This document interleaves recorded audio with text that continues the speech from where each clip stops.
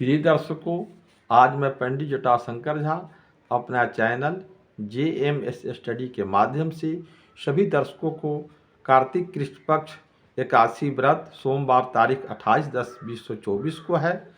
इस उपलक्ष्य में सभी दर्शकों को प्रणाम करता हूँ एवं शुभकामनाएं देता हूँ। एकादशी के कथा को बताने जा रहा हूँ, ध्यान से सुनिए। युधिष्ठिर बोले, हे जनार्दन, कार्तिक के कृष्ण पक्ष में जो एकादशी होती है उसका क्या नाम है? कार्तिक कृष्ण पक्ष में रामा प्रसन्न होकर कहिए। कृष्ण बोले, हे राज शार्दुल, सुनिए ध्यान से। आगे बात बताता हूँ कि कार्तिक कृष्ण पक्ष में रमा नाम की जो है सुंदर शोभामान एकादशी होती है। यह एकादशी महापातकों को हरने वाली उत्कृष्ट कही गई है। हे राजन, इसका महत्व जो है आपको बताता हूँ। पहले मुचकुंद नाम से प्रसिद्ध राजा जो हो गए थे इंद्र के साथ इनकी मित्रता थी। इस तरह वरुण और कुबेर के साथ भी, विभीषण के साथ भी मित्रता थी।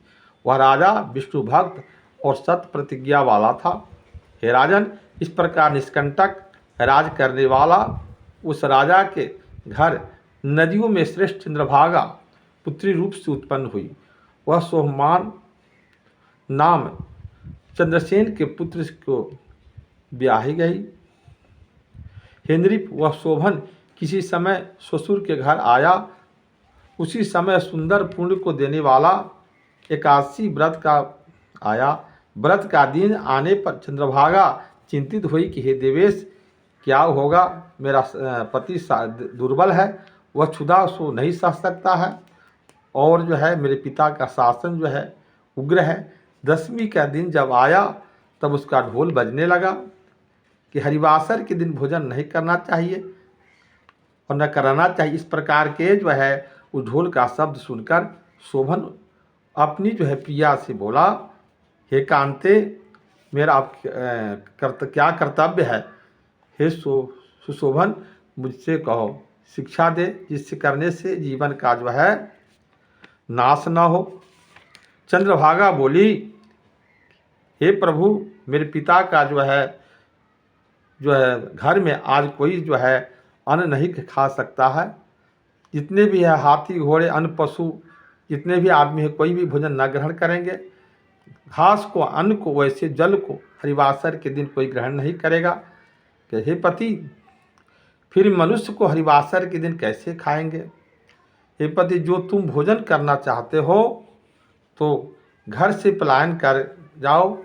मन में ऐसा विचार करके अपने मन को जो है दृढ़ करो।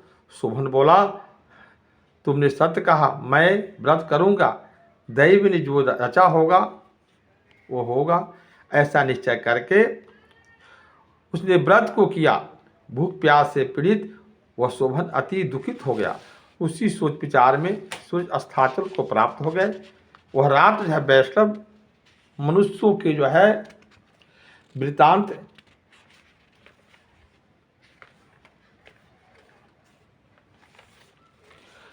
को हर्ष को बढ़ाने वाली थी, किंतु ऋप शार्दुल जो है वह शोभन को अति दुस्सह हो गई। दूसरे दिन सूर्य के उदय के समय तक शोभन मृत्यु को प्राप्त हो गया। तब राजा ने उसका राजसी ढंग से योग चंदन आदि काष्ठों के द्वारा दाह कराया और पिता द्वारा मना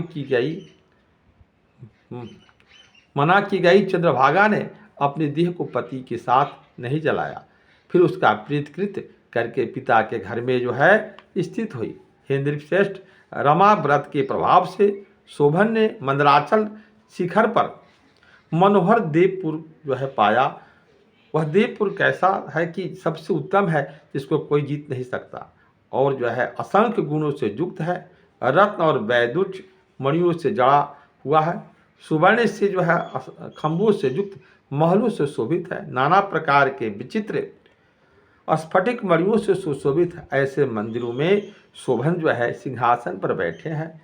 उस पर जो है श्वेत छत्र लगा है, चमड़ जुला रहे हैं, और किरीट माथे पर कुंडल धारयुक्त किए हुए हैं, और क्यूर से जो है बाजू भूषित है। गंधर्व स्तुति कर रहे हैं और अप्सराएं जो सेवाएं कर रही है। वहाँ शोभन ऐसा शोभित है मानो कि दूसरा इंद्र है।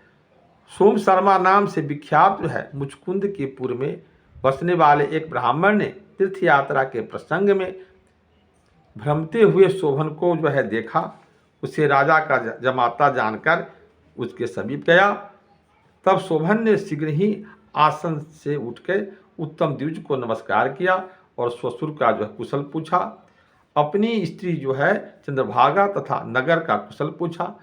सोम शर्मा बोले कि हे राजन, आपके ससुर के घर में कुशल है और चंद्रभागा भी कुशल से है और जो है पूर्व में सब कुशल है।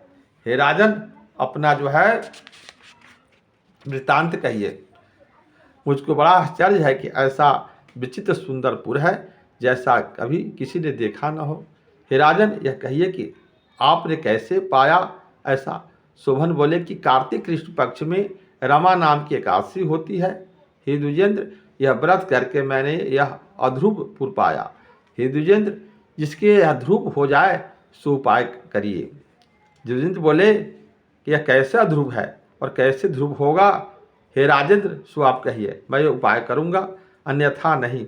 शोभन बोले कि हे द्विजोत्तम, मैंने उस उत्तम व्रत को श्रद्धाहीन होकर किया है, इसलिए मैं इसको अध्रुव मानता हूँ। और जिससे ध्रुव होगा सो सुनिए। सुंदर शोभामान चंद्रभागा नाम मुचकुंद की पुत्री से आप यह वृत्तांत कहिएगा तो यह ध्रुव हो जाएगा। सो सुनकर ब्राह्मण ने चंद्रभागा से सब वृत्तांत कहा। ब्राह्मण के वचन सुन के चंद्रभागा जो है उत्फुल्लित हो गई। हे द्विज, यह प्रत्यक्ष कहते हुए अथवा स्वप्न कहते हो। सोम शर्मा बोले कि हे पुत्री, मैंने तुम्हारे पति को महावन में प्रत्यक्ष देखा है। देवपुर के तुल्य जिसे कोई न जीत सके, ऐसा मैंने उसका जो है पुर देखा है और उन्होंने अध्रुव कहा है, इस वह ध्रुव हो जाए सो करो। चंद्रभागा बोली कि हे विप्रो, आप मुझे वहाँ ले चलो। मुझे पति के दर्शन जो है करने की बड़ी लालसा है। मैं अपने व्रत के पुण्य से उस पुर को जो है ध्रुव कर दूंगी। हे द्विज, जिस तरह हम दोनों के संयोग से हो जाए, यह निश्चय है कि वियोगी को योग कराने से बड़ा पुण्य प्राप्त होता है। यह सुन के सोम शर्मा उसे लेके गया और वहाँ मंदराचल नाम के पर्वत के समीप जो है ऋषि का आश्रम था। वामदेव ने उन दोनों को द्वारा कहा हुआ वृत्तांत जो है सुना। फिर वामदेव के वेद के मंत्रों से उज्ज्वल उस चंद्रभागा का जो है अभिषेक कराया। ऋषि के मंत्र के प्रभाव से और हरिवासर के सेवन से वह चंद्रभागा जो है दिव्य देह को प्राप्त हो गई और जो है आनंद से प्रफुल्लित नेत्र के होने से पति के समीप गई। शोभन की कांता को आई हुई देखकर बहुत ही हर्षित हुआ और उस चंद्रभागा को बुला के अपनी बाई ओर बैठाया। वह चंद्रभागा बड़े हर्ष से पति से शुभ वचन बोली। हे कांत, पिता के घर में 8 वर्ष अवस्था में मैंने जो है आरंभ करके एकादशी व्रत श्रद्धायुक्त मन से विधिपूर्वक किया है। इस पुण्य के प्रभाव से आपके ध्रुव हो जाएगा और कल्प के क्षय पर्यंत सब कामनाओं से पूरा हो जाएगा। हे शार्दुल, इस प्रकार पति के जो है रमण करने लगी और दिव्य उसका देह जो है दिव्य ही रूप या और दिव्य ही आभूषण से द्वारा भूषित हुई थी और दिव्य विग्रह जिसका शोभन रमा के व्रत के प्रभाव से मंदराचल शिखा पर जो है उसके साथ जो है विहार करने लगी। यह रमा जो है चिंतामणि व्रत जो है चिंतामणि के समान है अथवा कामधेनु के तुल्य है। हे नृप, मैंने आपके आगे कहा जो उत्तम मनुष्य इस प्रकार के व्रत करते हैं उनके जो है ब्रह्महत्या आदि सब पापों से जो है मुक्त हो जाते हैं, इसमें किसी प्रकार की संदेह नहीं है। दोनों पक्ष की एकादशी के व्रतों में जैसे कृष्ण पक्ष की है वैसे ही शुक्ल पक्ष की है। तिथियों में भेद नहीं करना चाहिए। तो दोनों एकादशी तुल्य फल को देने वाली है।